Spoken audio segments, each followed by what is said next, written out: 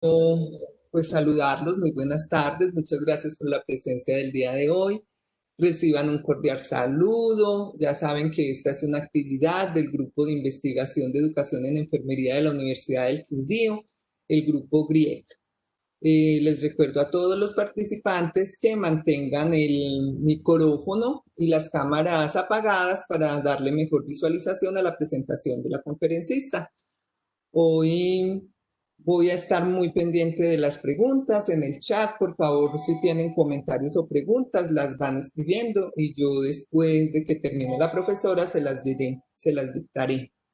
Hoy tenemos el gusto de estar con la profesora María del Pilar Marín Giraldo. Ella es enfermera de la Universidad de Caldas, especialista en epidemiología de la Fundación Universitaria del Área Andina.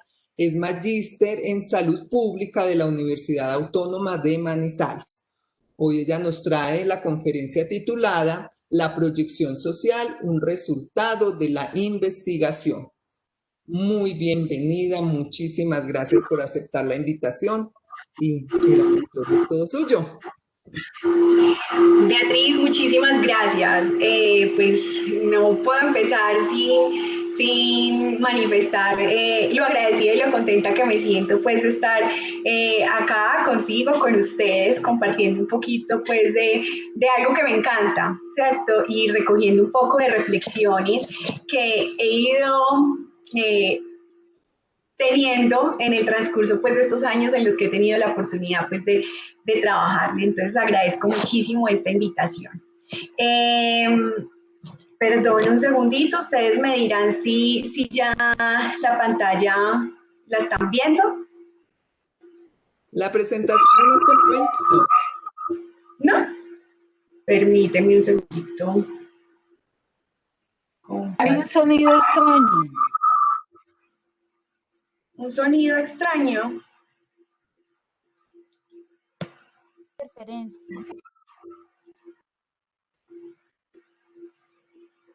Ahí lo estás viendo. ¿Se está viendo? Ya, listo. Sí, ya se ve. Ahí, perfecto. Listo. Bueno, entonces, como Beatriz ya lo ha dicho, este encuentro nos va a permitir hablar un poco sobre la proyección social como resultado de la investigación. Para comenzar, entonces, quiero pedirles el favor de que escuchen con atención un cuento que es una verdadera comida para el pensamiento. Entonces, quiero que pongamos un poco de atención a esta lectura. Érase una vez una tierra donde entre las actividades de las personas que la habitaban había una llamada investigación científica, y a los que realizaban dicha actividad los llamaban científicos. En realidad, esas personas eran constructoras de edificios, llamados explicaciones o leyes, que ensamblaban unos ladrillos llamados resultados. Cuando los ladrillos estaban bien construidos y se encajaban adecuadamente, el edificio era útil y duradero, lo que producía satisfacción y en ocasiones recompensa al constructor. Si los ladrillos eran defectuosos o no encajaban adecuadamente, los edificios colapsaban, lo que resultaba trágico para los usuarios de los edificios y para el constructor que caía en desgracia. Dado que la calidad de los ladrillos eran tan importantes para el éxito de la construcción final y dado que los ladrillos resultaban tan escasos, los constructores debían construir los ladrillos por ellos mismos. La fabricación de ladrillos era costosa y consumía mucho tiempo, por lo que los constructores más sabios solo construían aquellos ladrillos que tenían la forma y el tamaño adecuado para la construcción que tenían en mente. Los constructores se guiaban para diseñar los ladrillos de un plan que denominaban teoría o hipótesis. Con el paso del tiempo, los constructores se dieron cuenta de que su trabajo sufría retrasos por tener que dedicar mucho tiempo a construir ladrillos. Entonces, apareció una nueva profesión de fabricantes de ladrillos, a los que llamaron científicos en formación, para dar notoriedad al trabajo que realizaban. Con este nuevo apoyo, la construcción de edificios incrementó su velocidad de producción. En ocasiones, los fabricantes de ladrillos progresaban hasta convertirse en constructores. A pesar de la separación de actividades, los ladrillos todavía se producían con sumo cuidado y de forma ordenada. Desde ese momento y en adelante, los constructores podrían diseñar y pedir con antelación los ladrillos y tenerlos preparados para cuando fuera necesario utilizarlos. A pesar de ello, los ladrillos seguían construyéndose solo cuando se necesitaban, ya que seguían siendo un proceso difícil y caro. Y entonces se produjo un malentendido entre los constructores de ladrillos. Hay quienes dicen que ese malentendido llegó por un mal entrenamiento de sus fabricantes. Otros dicen que fue consecuencia de la llegada de una nueva generación de fabricantes. El caso es que los ladrilleros se obsesionaron en la fabricación de ladrillos, cuando se les recordaba que el objetivo eran los edificios, no los ladrillos. Ellos contestaban diciendo que si existieran suficientes ladrillos disponibles, los constructores podrían seleccionar los que consideraran adecuados. Con la construcción de edificios con lo cual la construcción de edificios iría más deprisa. La debilidad de este argumento no saltó a la vista en el primer momento, pero con la mediación de los ciudadanos que esperaban a que se construyeran los edificios que necesitaban, pronto apareció. El coste de fabricar ladrillos se transformó en un problema menor, ya que había mucho dinero dedicado a ello. Además, el tiempo, el esfuerzo en su fabricación disminuyeron gracias a que aparecieron sistemas automatizados. Además, el número de fabricantes de ladrillos aumentó gracias a extensos programas de reclutamiento y formación.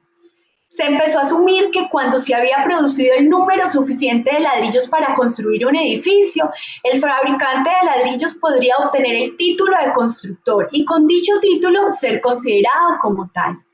Entonces, la tierra fue inundada de ladrillos. Se hizo necesario organizarlos en lugares de almacenamientos llamados revistas científicas, y también fueron necesarios sistemas para localizar dichos ladrillos, generándose así los inventarios. Mientras, los fabricantes de ladrillos estaban orgullosos de que sus ladrillos tenían una gran calidad, pero la producción iba por delante de la demanda y los ladrillos dejaron de hacerse por encargo. El tamaño y la forma pasaron a depender de la moda del momento. Para poder competir con el resto de fabricantes, algunos de los ladrilleros intentaron extraños, difíciles y raros diseños. La influencia en los métodos de producción y los diseños que de ellos se generaban pasó a ser un factor determinante. Desgraciadamente, los constructores casi dejaron de existir. Empezó a ser difícil encontrar el ladrillo adecuado, debido a la enorme labor que implicaba buscarlo entre la gigantesca cantidad de ladrillos fabricados. Incluso pasó a ser difícil encontrar lugares donde construir edificios, ya que mucho terreno había sido ocupado por las montañas de ladrillos.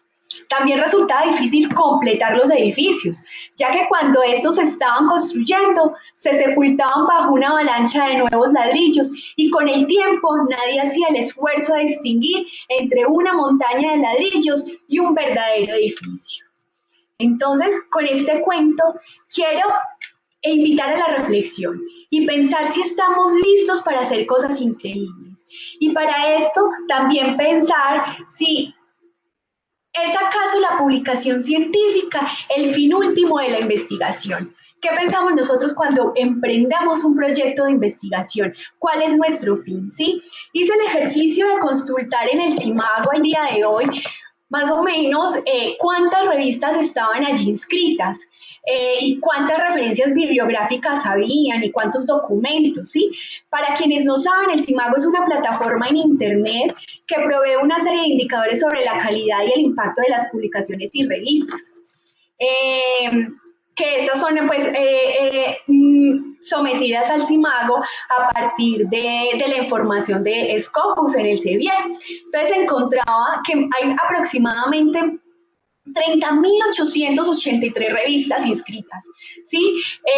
Más o menos también 111.945.492 referencias bibliográficas, ¿sí? Para el año 2019, 2.984.380 documentos. ¿Sí? En los últimos 3 años, 8.351.061 documentos. Esto es impresionante, ¿sí? Cuando uno hace una inversión de recursos, de los diferentes recursos que tenemos en investigación, el tiempo, ponemos toda nuestra creatividad, nuestro conocimiento, nuestro empeño. ¿Cuál es el fin último que tenemos frente a los resultados de esa investigación? Entonces, es súper importante pensar, ¿sí? ¿Qué estamos construyendo? ¿Estamos construyendo edificios? ¿Sí? ¿Con esos resultados? ¿Estamos cambiando nuestro contexto? ¿Estamos cambiando algo? ¿Sí?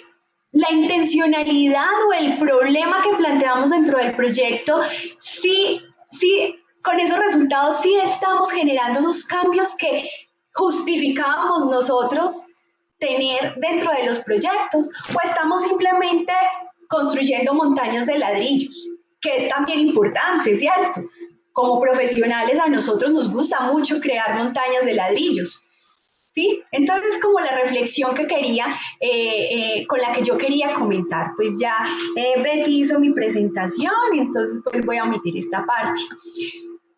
Ante esto que hablábamos, tengo yo una reflexión, y es que los seres humanos tenemos una responsabilidad con nosotros mismos, con los otros, con el entorno, y esta se ve reflejada en las acciones que recreamos a partir del arte al cual nos dedicamos. No voy a hablar solamente de la enfermería, ¿sí? El arte de cuidar, el arte de curar, el arte de educar, el arte de construir, ¿sí? O simplemente la transformación de la materia y la energía, porque la materia y la energía lo son todo, ¿cierto? Entonces, todo lo que hacemos, todo lo que tomamos, tocamos, ¿sí? Y todo lo que nos planteamos es con el fin de poder transformar, ¿sí? Pero entonces lo estamos haciendo en forma de edificios o en forma de montañas de ladrillos.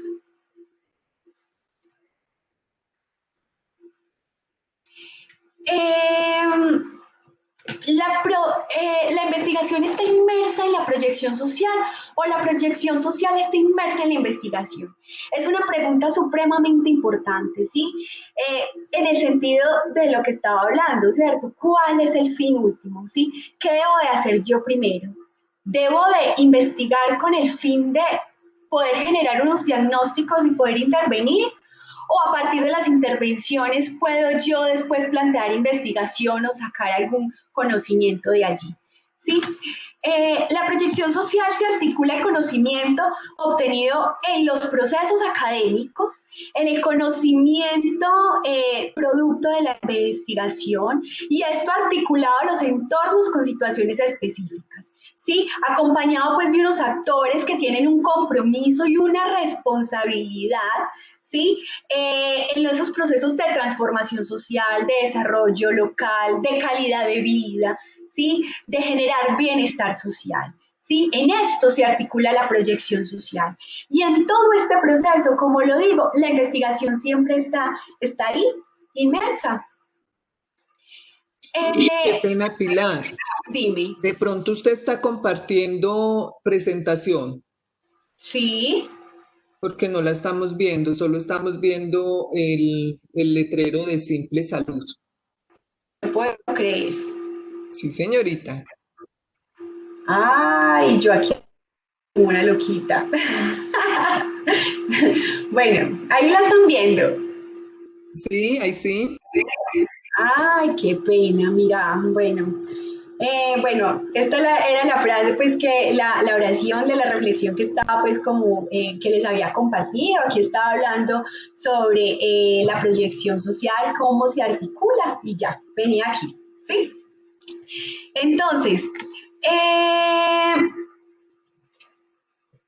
la proyección social de desarrollo y de investigación, y la investigación aportan a la generación de nuevo conocimiento a partir de procesos metodológicos y científicos. Esto es supremamente importante. A veces nosotros nos metemos en la investigación, y creemos que pues, la investigación pues sí tiene un estatus muy grande y eso no se puede desconocer, y se reconoce por el método científico, ¿cierto? El cual lo pone en ese estatus, pero no podemos perder de vista que los proyectos sociales de desarrollo también lo tienen. Tienen un proceso metodológico igual de juicioso, igual de bonito, ¿sí? Igual genera conocimiento. Hay una gran diferencia entre los dos, que la investigación nos permite conocer la realidad. Permite conocer la realidad con la subjetividad que maneja, con los diferentes puntos de vista, porque independiente de o porque depende de qué actor lo vea, hay una realidad diferente, ¿sí? Mientras que la proyección social nos permite generar modelos de atención comunitaria, ¿sí? Entonces es como la gran diferencia, pero sí es de resaltar y de tener esa reflexión frente a que los dos tienen unos procesos metodológicos muy claros, muy buenos, y los dos generan conocimiento. Voy a pasar acá. Bueno, entonces es importante hablar de los ciclos de proyectos operativos o de intervención, que estos pues se definen dentro del modelo de planificación como la unidad operativa en donde se determinan las acciones que son necesarias realizar para alcanzar la situación deseada o la imagen del objetivo que yo tengo, ¿sí? A pesar de que los proyectos tienen un horizonte temporal determinado, básicamente a mediano o corto plazo cumplen con un ciclo vital que es definido, ¿sí? Podemos mencionar que este ciclo tiene cuatro momentos importantes. Estos serían la identificación, la formulación, la aplicación o ejecución y la finalización y desactivación. Hay que tener en cuenta que esto es un ciclo, y que transversal a todo ese ciclo siempre va a haber un proceso de evaluación, ¿sí? En cada uno de los momentos, ¿sí? Dentro de la identificación y la formulación hay un momento supremamente importante que es la evaluación ex ante, y ahí la investigación está inmersa, ¿cierto? Y de ahí, de esa investigación que hay en ese primer momento, o metida en la mitad de esos dos primeros momentos, de esos resultados vamos a tener que tomar unas decisiones. Entonces es lo bonito y es lo cambiante que me permite a mí retomar la creatividad y poder analizar las situaciones y poder tomar decisiones. Por eso es que es una cosa cíclica y dinámica. No sé, a pesar de que tiene momentos y tiene un tiempo definido, me permite devolverme en el tiempo, cambiar de decisiones, retomar otras ideas. Entonces es muy bonito y la investigación siempre está inmersa, ¿sí? El otro momento donde la investigación y la evaluación está inmersa sería en la aplicación y en la ejecución, ¿sí? Donde hay constantemente una evaluación concurrente. Y una evaluación concurrente se hace ¿de qué manera? Por medio de la investigación, ¿sí? Y el momento de finalización y desactivación, donde hacemos una evaluación ex post, ¿sí? Que también hace uso de la investigación para poder corroborar los impactos o los resultados que tuvo la investigación, el proyecto social de desarrollo comunitario. Entonces, como vemos acá, es cíclico, ¿sí? Es dinámico, como lo había dicho ahorita, ¿sí? Podemos ir y venir, cambiar de decisiones. ¿Por qué? Porque lo estamos evaluando en el proceso. Todo el proceso se está evaluando. Y esto es lo bonito de los proyectos sociales de desarrollo. Y eso le da el rigor metodológico acompañado de la investigación. Por eso la pregunta, ¿qué es primero entonces? ¿La investigación o los proyectos sociales de desarrollo? ¿Sí? ¿Qué es primero? ¿O los dos van juntos? ¿Sí? ¿Y cuál es el fin de la investigación? Entonces aquí esto es un ejemplo maravilloso que podemos tener en cuenta para dar respuesta pues a esa pregunta. La función de la investigación en la formación de proyectos sociales de desarrollo. El conocimiento del problema siempre debe ser tan claro que no permita confundirlo con la solución. Y es un error en el que siempre Pues siempre no, pero sí la mayoría de veces caemos, más cuando apenas se está comenzando a trabajar en el análisis y la construcción e implementación de proyectos sociales de desarrollo. Pues si el problema es la ausencia de una solución, solo podrá resolverse con la existencia de esa alternativa. Por ejemplo, si el problema del maltrato infantil, por ejemplo, se lo asociamos o se define como que es la, no sé, la falta de educación de los padres. Nosotros en esa definición estamos poniendo implícita la solución. Entonces estamos diciendo, si le damos educación a los padres, entonces se soluciona el maltrato infantil. Y eso es incorrecto. Si pensamos de esa forma, estamos excluyendo miles de alternativas y la creatividad de todos los actores para resolver el problema. Estamos impidiendo la oportunidad de profundizar el problema y mirarlos desde diferentes aristas, ¿sí? Entonces es supremamente importante ese conocimiento del problema, ¿sí? Y para esto necesitamos investigar cómo se generó, y es investigar cómo se generó, cómo se observa ese problema, ¿sí? Y cómo evolucionará, ¿sí?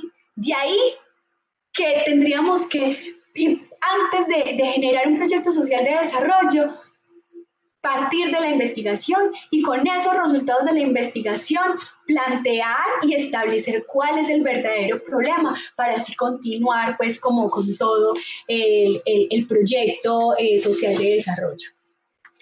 El método al que se hará referencia y que aporta los elementos conceptuales y metodológicos para conocer el problema y en toda su magnitud es el diagnóstico social, ¿sí? Para hacer como énfasis en lo que es en el tema que nos corresponde, para lo cual etiológicamente entonces vamos a ver que el diagnóstico social proviene del griego diagnósticos, constituido por el prefijo dia, a través, y gnosis, conocimiento, lo que nos traduce como conocer a través de, para lo cual me quiero permitir retomar este concepto que me pareció muy acertado para este momento, y es que es un proceso de recolección, análisis, interpretación y sistematización de información que implica conocer y comprender problemas y o necesidades dentro de un contexto determinado, teniendo en cuenta las causas y su evolución, así como factores condicionantes y de riesgo, permitiendo la discriminación y focalización de problemas para establecer prioridades y estrategias, que requiere de recursos y medios, así como de esfuerzos y actores sociales, cuyas funciones son informar, explicar, identificar recursos, determinar prioridades, establecer estrategias y contextualizar. ¿Por qué me gusta esta definición de diagnóstico social? Me gusta porque cuando uno lo lee, ¿en qué piensa? Inmediatamente. De pronto alguien de los que está acá en la conferencia me diga, ¿qué piensa cuando uno lee ese concepto? Uno piensa en investigación, uno dice eso es investigación, precisamente. Es que uno tiene que investigar, ¿sí? Para poder llegar a hacer un diagnóstico social, ¿sí? Y ahí viene, ¿para dónde se van los resultados de la investigación? ¿A una publicación? Válido, totalmente importante, ¿sí?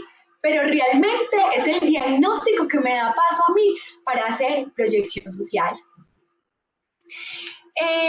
De allí partimos entonces que la investigación es el medio de conocer para conocer la realidad social y adquirir con esto una visión integral de la realidad, ¿sí? La comprensión de problemas, la definición de problemas y el objeto de intervención. Entonces, ya con esto, entonces podríamos entrar a los niveles de análisis, ¿sí? Un proyecto de desarrollo social surge en el momento en que se identifica una situación que requiere ser modificada para solucionar un problema que afecta a un actor o conjunto de actores sociales. El momento de la identificación se inicia entonces con el planteamiento de la limitación de este problema y termina con la selección de una alternativa considerada como la más viable, ¿sí? O por lo menos la que mejor satisface los requerimientos y que se convertirá en el proyecto. Básicamente se pretende entonces identificar la situación actual y la situación deseada y así seleccionar pues el mejor camino a tomar. ¿Sí? Dentro de esos niveles de análisis que tienen los proyectos sociales de desarrollo, y miren que son muchos momentos, ¿sí? No es tan fácil, por eso deberíamos dentro de la reflexión darle un poco más valor a lo que significa la proyección social, que a veces la investigación la rezaga un poquito, ¿sí? La focalización del problema, pues que ya hablamos pues como de esto dentro del diagnóstico situacional. Y posterior a eso, frente a la focalización del problema, un nivel muy importante que es el análisis causa-efecto, supremamente importante, porque tenemos que identificar y aprender a identificar que no todos los problemas son intervenibles, ¿sí? Que no todo lo que consideramos causa son realmente causas, porque hay que analizar si dentro de esas causas hay también algunas consecuencias que son muy diferentes, ¿sí? Entonces nos toca aprender a identificar. Hay muchas herramientas para hacer esto, para realizar esos niveles de análisis. Dentro de la focalización del problema tenemos la visualización de tarjetas, tenemos la lluvia de ideas, donde indispensable tener en cuenta pues todos los actores del problema, ¿sí? Dentro de la causa y efecto tenemos muchas herramientas que estoy segura que todos hemos utilizado, todos los que estamos acá, como son los árboles de problema, la espina de pescado, la matriz DOFA, ¿sí? Que son claves porque me permiten identificar cuál es el problema principal. ¿Cuáles son las causas de ese problema principal? ¿Y cuáles son esas consecuencias de ese problema principal? ¿Sí? Y posterior a eso, poder llegar al nivel de análisis estructural de los hechos, que es muy bonito porque me permite identificar la relación de las causas con ese problema principal y el grado de dependencia de las consecuencias. ¿Sí? Entonces, me permite llegar más a profundidad, ¿sí? Mira que cada uno de estos momentos de los que estamos hablando, cada uno de esos niveles me puede dar pie a un proyecto de investigación independiente. Entonces, vuelvo y pregunto, la reflexión inicial, ¿hacia dónde va la investigación? ¿Hacia dónde van los resultados de investigación? ¿Cuál es el fin último? La proyección social. Yo creo que vamos por un buen momento, por un buen camino si lo pensamos de esa forma, ¿sí? Dentro de las herramientas que podemos utilizar para el análisis estructural de los hechos hay muchas. Podemos utilizar matrices de Bester y con esto algo muy importante es que estas metodologías y este nivel de análisis me permite hacer priorización. ¿Priorización de qué? De causas del problema. Los recursos son supremamente limitados, ¿sí? Eso en teoría de la economía pues ya está reestudiado y en salud más todavía, ¿cierto? Los recursos son extremadamente limitados, recursos en todo sentido, recurso humano, dinero, tiempo, más que todo tiempo, ¿cierto? O sea, y los recursos que pensemos, todos son limitados. Si yo quiero hacer una intervención que realmente pueda llegar a tener un resultado y un impacto, debo ser muy juicioso en identificar cuáles son esas verdaderas causas que más influencia tienen frente al problema principal. ¿Sí? Entonces, por eso me toca hacer ese análisis estructural de los hechos. Y eso solamente se puede hacer haciendo investigación, analizando muy bien, con un proceso metodológico claro, cuáles son esas causas principales. ¿Sí? Supremamente importante, el análisis de participación. ¿Sí? Aquí yo siempre me detengo en hacer una reflexión y es que nosotros no podemos ser irresponsables en creer que nosotros tenemos la respuesta a todo, ¿sí? Que nuestro nivel de conocimiento, la experiencia que tenemos, nos lleve a pensar que sabemos cuál es el problema, que sabemos cuál es la causa del problema, y esa persona o ese grupo o esa población ese contexto que está viviendo el problema no se tenga en cuenta, ¿sí? Recuerden que la realidad es muy diferente desde donde se mire. Yo, con el conocimiento que pueda tener una idea del problema y lo puedo entender, pero el que lo vive, ¿qué es para él? ¿Qué es para un adolescente el embarazo no planeado? Desde mi punto de vista lo puedo ver como un problema desde muchas aristas, pero para él es un problema. ¿Y el por qué y qué problemas le puede generar a él? Si yo voy a generar intervenciones, además lo tengo que tener en cuenta a ese actor. Sí, entonces ese análisis de participación es supremamente importante. Y otra cosa de pensar acá es que no solamente son los actores interdisciplinarios, sino transdisciplinarios y transsectoriales. Por eso aquí yo no me detengo ni siquiera a hablar, y soy enfermera, ¿cierto? Pero no me detengo a hablar solamente del personal de enfermería. Es que aquí la transdisciplinariedad entra totalmente, ¿sí? Entonces, sí, es un trabajo de todos. Siempre que vamos a trabajar en un proyecto social de desarrollo, además que estos se convierten en macroproyectos, siempre tienen futuros cuando todos los cuando diferentes temáticas de conocimiento y actores académicos empiezan a actuar, ¿sí? De otra forma, los resultados no son siempre tan buenos, ¿sí? Posteriormente, el nivel de análisis de la construcción de la imagen objetivo, supremamente importante. Yo tengo que tener claro para dónde voy, cuál es el resultado que tengo que tener. Una herramienta que se utiliza para esto generalmente son los árboles de soluciones o los árboles de medios y fines, que no es nada más que poner ese árbol en negativo. Ese árbol de problema, lo llamo negativo, no debería, pero ese árbol de problema, pasarlo a positivo como si fuera una fotografía, e inmediatamente eso me lleva a pensar qué es lo que quiero lograr, ¿sí? Y posteriormente, pues, el planteamiento de alternativas. Pero miren qué tan importante, para poder llegar aquí tuve que pasar por todos estos procesos, el cual, vuelvo y reitero, cada uno me puede dar a pensar en un proceso investigativo diferente, que además, si en cada uno hago ese proceso investigativo y esos resultados los uno, al final voy a poder tomar una muy buena decisión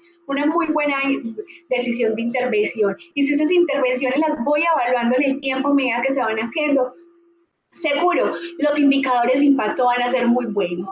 Entonces, miren lo bonito de los proyectos sociales de desarrollo, ¿sí? Y la investigación debe tener como fin último la proyección social. O sea, no hay otra reflexión de esta, ¿sí? Herramientas para el planteamiento de alternativas, muchas. Una muy utilizada y que me parece muy bonita y es muy bien estructurada es la matriz del marco lógico, que me permite a partir de objetivos poder identificar las tareas a realizar, y es la forma de poder partir ese problema gigante, grande, en cosas pequeñas y que yo pueda ejecutar a partir de tareas, y cuando se hacen esas tareas, al final la solución se va encontrando. Entonces son metodologías muy buenas, pues que no es el momento pues para profundizarlas, pero que nos pueden servir más adelante pues como en otro momento para trabajarlas.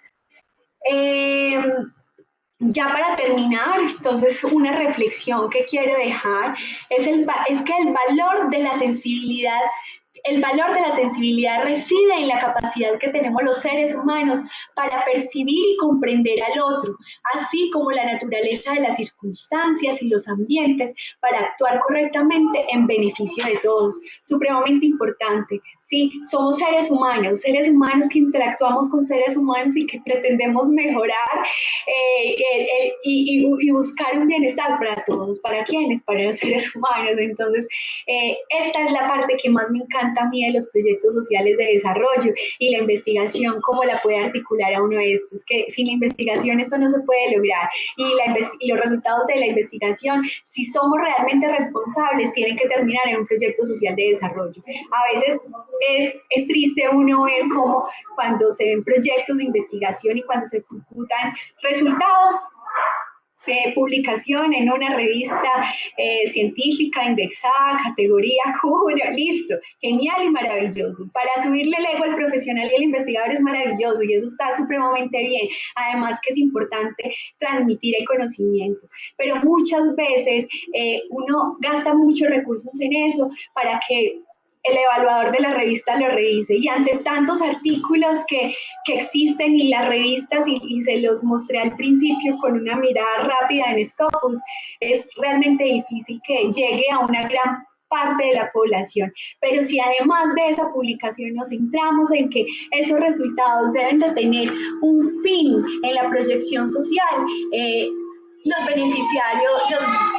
beneficiarios van a ser muchos, van a ser los investigadores, van a ser los actores que tienen el problema, va a ser la academia, va a ser, o sea, es innumerable. Entonces, es bonito reflexionar eso y en la academia, a los estudiantes, en los grupos de investigación, desde que están empezando a investigar, meterle la espinita, pues, de la importancia de trabajar en esto.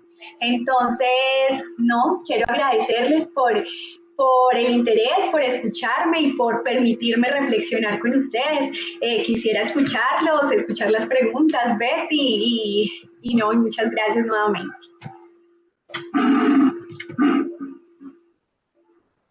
Muchísimas gracias por tan maravillosa conferencia. Tengo una pregunta. Unita nomás, esperemos a ver que el público haga reflexiones o le haga preguntas. Pues, a ver, la proyección social y la extensión es una misión, eso es un objetivo de toda universidad, ¿no es cierto?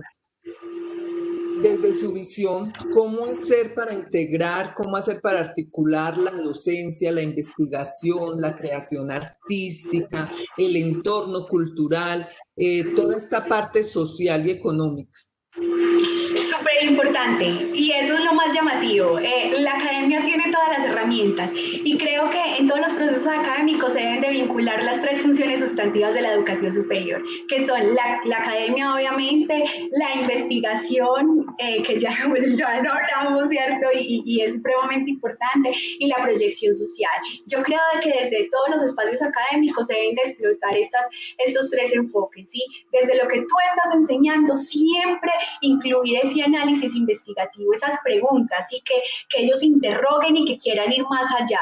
Bueno, considero que no se le puede soltar todo al estudiante y tampoco hay forma, porque ni siquiera nosotros tenemos el conocimiento absoluto de las cosas, ¿cierto? Siempre hay una duda, siempre queremos más, entonces es investigarlo, pero siempre que de ahí, de investigarlo, también salga algo. Y en los ejercicios académicos es posible hacerlo, en el aula de clase es posible hacerlo, investigación en el aula, eso lo permite. Yo creo que eso siempre debe estar inmerso en el quehacer docente, y como estudiantes también tener esa inquietud.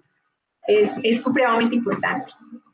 Muchas gracias. Bueno, acá en el chat he visto que le están felicitando, que muy buena la conferencia, que muchas gracias. Y la profesora Diela me está pidiendo la palabra. Claro, profesora, con mucho gusto. Bueno, muy buenas tardes. Creo que María del Pilar nos ha llevado a un contexto bonito como es investigar.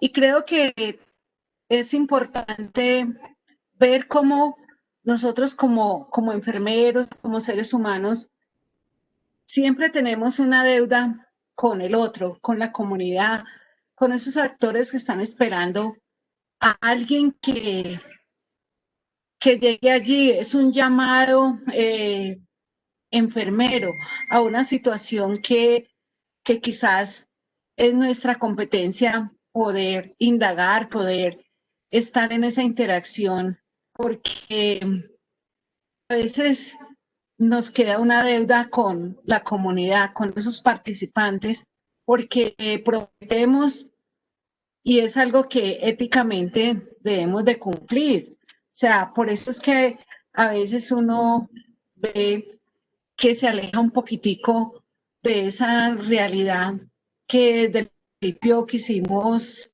tener para para poder hacer ese abordaje y encontrar una posible solución a las necesidades que podemos encontrar. Entonces, creo que esa devolución de la información es muy importante de parte de nosotros, ya sea con una capacitación, con una cartilla, con algo que represente, digo yo, esa promesa que hicimos para poder lograr como ese apoyo que nosotros como enfermeros tenemos desde nuestra esencia y nuestra formación, poderle llegar a esas personas que de una u otra manera satisfacen mi situación como ser humano, de ver que pude lograr algo en beneficio de esa comunidad. Entonces, considero que la ponente hizo una disertación excelente, una invitación muy importante y nos invita a eso, a investigar. Todo es investigar para poder lograr muchas cosas que no están alejadas de lo que hacemos diariamente. Mirar tantos fenómenos que ocurren y pues nosotros como enfermeros somos ese pilar, ese enlace para poder dar todo eso que nosotros como enfermeros, como disciplina podemos aportar. Entonces, muchas gracias por ese aporte tan grande de su conocimiento y quería como resaltar algo importante y es con la profesora Margarita Ardila, que ella nos ha insistido muchísimo en lo de proyección social y creo que desde el programa de enfermería se le está dando como esa relevancia a hacer proyección social. Entonces es importante como seguir ahondando en ese contexto de qué es la proyección social y cuál es ese deber ser que tenemos para lograr esos objetivos con los estudiantes, con todos los profesores y cuando estamos también en una práctica. Muchas gracias. Muchas gracias. Totalmente de acuerdo contigo. Los enfermeros, ¿no? Fundamentales, es que realmente somos los que lideramos el proceso y estamos más conscientes de la importancia que tiene la proyección social.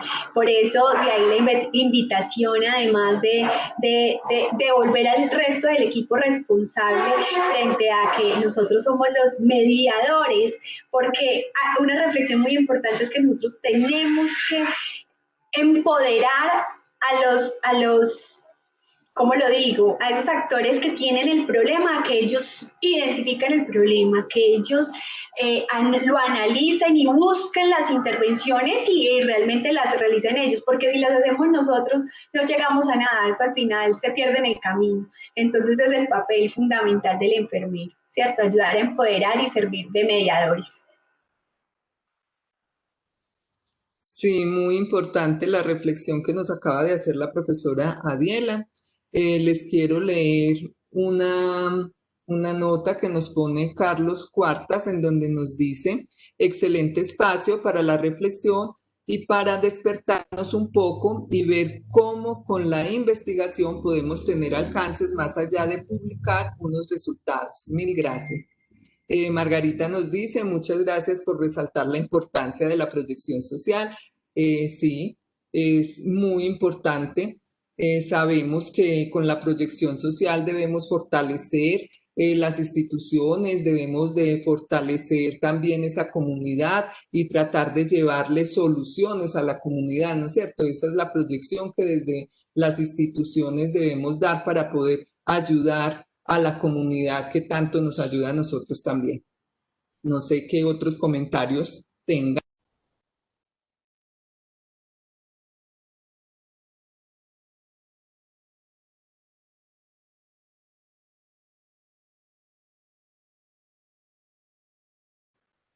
Bueno, acá nos dicen, Tatiana, gracias Pilar por tu interesante conferencia, un enfoque muy interesante. Felicitaciones a la ponente, nos dice el profesor Miguel desde México. Muchas gracias, él siempre se conecta, muy juicioso. Bueno, muy bien.